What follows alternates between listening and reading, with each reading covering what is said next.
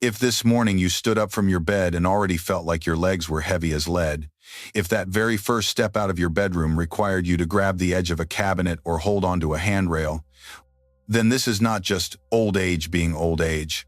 It is a quiet signal that your legs and your freedom are being taken away from you little by little without you noticing it. The scariest part is that most people after the age of 60 have no idea this is happening until one single fall turns the rest of their life into a series of days depending on someone else. Meanwhile, in Japan, many people at 80 or 85 years old can still calmly sit down on the floor, squat, stand back up, and walk around their home as if it is the most natural thing in the world. Japan is one of the countries with the highest number of people living past 100 years of age, and the interesting thing is that they are not living in the gym and they are not doing extremely complex workouts. They simply have small daily habits that they repeat again and again, keeping their legs strong like roots that sink very deep into the ground. In many other countries, the World Health Organization has reported that most adults begin to lose strength in their legs after the age of 50. Every year, millions of people over the age of 65 are hospitalized because of falls, and falling is the leading cause of hip fractures, being bedridden, and then a whole chain of other complications. I often tell my patients one very simple sentence: your legs are the passport to freedom in old age. When your legs are still strong, you can still choose where you go, where you live, and whom you spend time with. When your legs begin to weaken, your world shrinks down into a few square feet around a chair, a bed, and the bathroom. You do not lose your freedom in a single day. It is slowly eaten away every time you sit more, walk less, or accept the belief, "I am old, there is nothing to be done, doctor." What troubles me most in the clinic is that I see so many people who think that knee pain, getting tired on the stairs, or struggling to stand up is just a normal part of aging. They do not realize that there is a huge difference between normal aging and early decline because of not moving the right way. They only see that difference after they have fallen once, broken a hip, gone through surgery, and then never again walk with the same confidence as before. That is why I want to reach you earlier, right now, while your legs still have the ability to recover. The good news is that those worrying numbers are not a life sentence for everyone. The Japanese have shown us something very beautiful. If each day you give your legs a little work to do, not too much, not too hard, your muscles can still get stronger, your balance can still improve, and your risk of falling can clearly go down. In Japan, they use very ordinary exercises and postures in daily life, the way they sit and rest, the way they stand, the way they take slow, mindful steps, the way they stand on one leg while brushing their teeth, the way they lean on a wall in an invisible chair. All of these small things come together to form a ritual that protects their legs after the age of 60. In today's video on Elderly Wisdom Diaries, I, Dr. Howard Tucker, want to walk with you through 6 of these exercises. These are the same kinds of exercises the Japanese have used to keep their legs strong well into their 70s and 80s, and you can do them right in your living room without any equipment. At the end of the video, I will also give you a bonus exercise that sounds a little unusual. It is not for the legs, but for your spine and your brain, and it has a remarkable effect in helping your body stay younger for longer. Movement is memory. Every time you stand up and do a small movement, you are sending a signal to your brain and your body that says, "I still want to live actively, not just sit and watch time go by." Calmness is medicine. You do not need to panic about statistics. You only need to stay calm and start with small steps. Right after this, I will briefly introduce myself and tell you the story of a patient who almost lost his independence on his own 2 legs, but managed to turn things around thanks to very simple habits. I remember Mr. Henry, 72 years old, very clearly. On his first visit, he did not really walk into my office. He almost dragged each leg, holding tightly onto the back of a chair, his eyes fixed on the floor as if one wrong step would send him falling. His wife walked right beside him, always ready to catch him. As soon as he finally sat down, he sighed and said, "Doctor, I only wish for one thing. to be able to climb the stairs in my own home without holding on to my wife.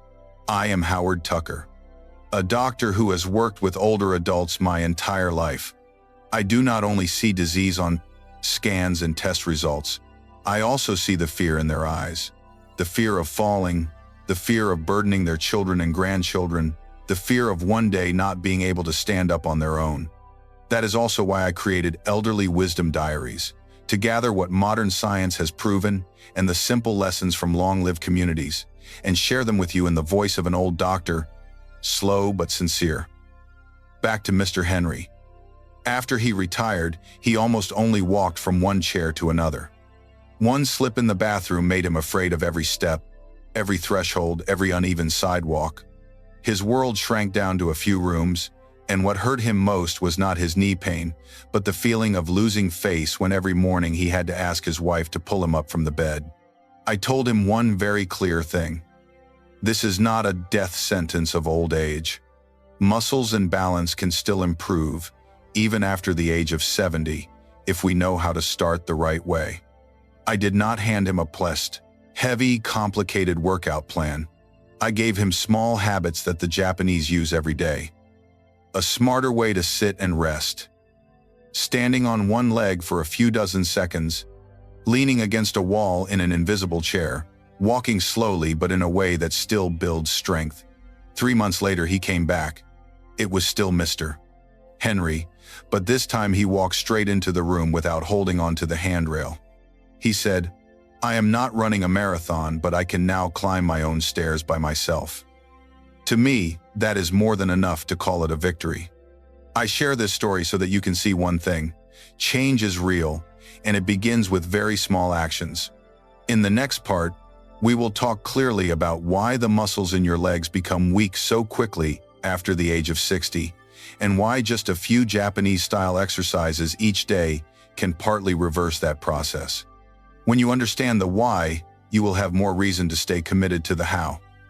When you feel your legs are heavy, as you stand up from a chair, when you have to stop after just a few steps on the stairs, most of us automatically say, that is just old age. But through the eyes of a doctor, behind that sentence are 3 very clear processes. Your muscles are fading, your blood flow is getting worse, and your balance system is slowing down. Once you understand these 3 things, you will understand why 6 Japanese-style exercises can be so powerful. The first is your muscles. After the age of 40 to 50, if we walk less and use our legs less, muscles quietly shrink. The muscles in your thighs, your hips, and your calves, the groups that help you stand up, climb stairs, and stay steady, are the first victims. Muscles never argue with their owner. When you send the message, "I mostly sit," your muscles answer, "Then I will take the liberty of doing less." By the time you notice it, standing up from a low chair has suddenly become a real challenge. The second is blood, circulation in your legs. Your calves act like a second heart. Every time you rise onto your toes or walk, your calf muscles contract and squeeze the veins, pushing the blood from your lower legs back up toward your heart. The stronger your calves, the smoother this flow is. When your calves are weak, blood pools easily in your legs. Your legs feel heavy, swollen, tired, and your veins may enlarge. Even a short walk feels exhausting. This is not just a bit of tiredness, it is a sign that your peripheral pump is struggling. The third is the nervous system that maintains your balance. In order for you not to fall when you step over a raised brick, your body has to coordinate very quickly. Your eyes see, your inner ears sense movement, receptors in the soles of your feet send signals, and your brain processes all of that and tells your muscles how to react. When we move less and rarely challenge our balance, these hotlines slow down. Just one step that is slightly higher than usual can make you feel dizzy and slip. Put all of this together and we fall into a vicious cycle. Weak muscles lead to difficulty walking, which leads to fear of falling, which leads to more sitting, which makes the muscles even weaker and the balance even worse. The good news is that this cycle can be turned around if every day you give your muscles, your blood vessels, and your balance system a bit of work. That is exactly why the Japanese can keep their legs strong for so long. They touch all 3 weak spots with very small daily habits. Right now, we are going to move into 6 Japanese-style exercises, step by step, so that you can safely apply them right in your own living room. Now that you understand why your legs become weaker, we can begin the most important part, giving your legs a job to do every day, in a gentle but very smart way that the Japanese have maintained for decades. You do not need to remember everything at once. Listen to this like a story, choose 1 or 2 exercises to start with, and then add more later. The first exercise I call the Japanese resting posture. The Japanese do not only rest on chairs, they are very familiar with sitting low, almost like a full squat. For those of us over 60, we do not need to force ourselves to sit all the way down like they do. You simply stand with your feet about shoulder width apart, lightly hold on to something stable, such as the back of a chair or the edge of a table, and slowly lower your body down, as if you are about to sit on an invisible chair behind you. Your heels stay on the floor, your back is not too rounded and not overly arched. Hold that position for a few seconds, then stand back up. At the beginning, you may only be able to do a few repetitions, and you may only go down a little bit each time. That is completely fine. Each time you do this, the muscles in your thighs, your hips, and your abdomen are being awakened, as if you are telling them, I still need just a few repetitions like this before you sit down on a chair.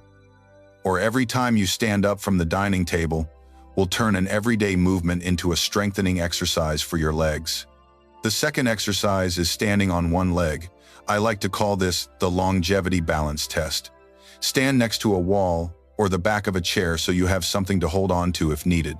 Shift your weight onto your right leg, gently lift your left foot a little off the ground, and focus your eyes on one fixed point in front of you. Hold for a few seconds, then switch legs. In the beginning, you may need to grip the support tightly, your body may sway, and your ankles may tremble a little. That is a good sign. It shows that the small muscles around your ankles, knees, and hips are being called back to work, and your nervous system is relearning how to keep your balance. Each day, if you add up about 1 to 2 minutes of standing on one leg, broken into short moments while you brush your teeth or wait for water to boil, you will notice after a few weeks that you feel much more stable when stepping over uneven sidewalks or turning around in the bathroom. The third exercise is the horse stance, a classic posture in Japanese martial arts, but for older adults it becomes a very safe static exercise for the thighs and hips. Stand with your feet slightly wider than shoulder width, with your toes turned gently outward. Slowly lower your center of gravity as if you are sitting down on a low stool, but this time, you hold the position instead of moving up and down right away. Keep your back straight, your abdominal muscles slightly engaged, and your knees behind your toes. Just holding this position for 10 to 15 seconds is enough for you to clearly feel your thigh muscles warming up. Do not see that sensation as an enemy. It is the voice of your muscles being filled with blood again. This stance builds a solid foundation for you, so that movements like standing up from a chair, carrying grocery bags, or climbing a few steps become easier and lighter. Once you have that basic strength, we move to the fourth exercise, slow, mindful walking, a kind of Japanese-style walking meditation. Instead of rushing your steps, you choose a short hallway or pathway in your home and slow your walking speed down to 4 or 5 times slower than usual. With each step, you pay close attention. The heel touches the floor, then the middle of the foot, then the toes push off gently. While walking, you breathe slowly and deeply.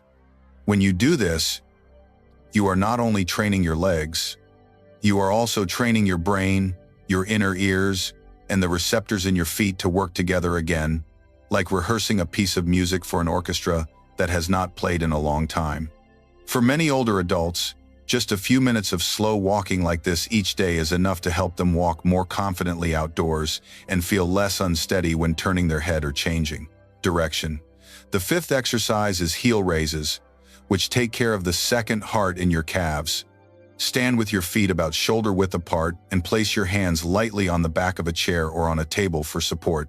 Slowly rise up onto the balls of your feet as high as you comfortably can, hold for 1 or 2 seconds, and then lower your heels back down in a controlled, smooth way. Do not bounce up and down too quickly. What we want is controlled movement. If you do this 2 to 3 times per day, with 10 to 15 repetitions each time, your calves will become stronger. The blood in your lower legs will be pumped back toward your heart more easily, and that heavy, swollen, tired feeling in your legs toward the evening will gradually decrease. This is a very easy exercise to fit in while you wait for water to boil, talk on the phone, or watch the news. The 6th exercise is the wall sit, an invisible chair against the wall. This is a safer version of a squat for people with sensitive knees. Stand with your back facing the wall and place your feet a little bit forward. Slowly slide your back down the wall until your knees are moderately bent and you feel as if you are sitting on a low chair pressed against the wall. Hold this position for a few seconds, breathing steadily, and then slide back up. If you feel sharp pain in your knees, come up higher and do not go down as far. The important thing is not to look like a perfect picture in a textbook, but to feel your thigh muscles working while your joints still feel safe. This single exercise, if done consistently, has already helped many of my patients stand up from chairs much more easily after just a few weeks. And as I promised, at the end of this video, I will give you one more very simple bonus exercise. It is just hanging your body and relaxing from a bar for a few seconds each day, but it allows your spine to decompress, your shoulders to open, and your sleep and your mood to feel noticeably lighter. Before we get to that gift, we will sit together for a moment and look at the bigger picture. How can these 6 exercises be more than just a workout program and become a natural part of a calm and intentional lifestyle in your older years? At the age of 60, 70, or 80, we do not need bulging muscles. What we truly need are very simple things. The ability to stand up on our own, to walk on our own, and to choose how we want to live the rest of our life. These 6 Japanese-style exercises are just a doorway. What matters more is that each morning you look at your legs and say, I still want to use you. I am not retiring you early. In long-lived places like Okinawa, people do not work out in a forced, punishing way. They simply get up and down from the floor or from low seats, walk slowly, tend their gardens, and play with their grandchildren. A little movement each day, but every single day. That is what I hope you will do with these 6 exercises. Sprinkle them into your daily routine. A few heel raises while waiting for water to boil, a few seconds of wall sitting before turning on the television, a slow, short walk in the hallway before bedtime. You do not need to be perfect. You only need to refuse to give up.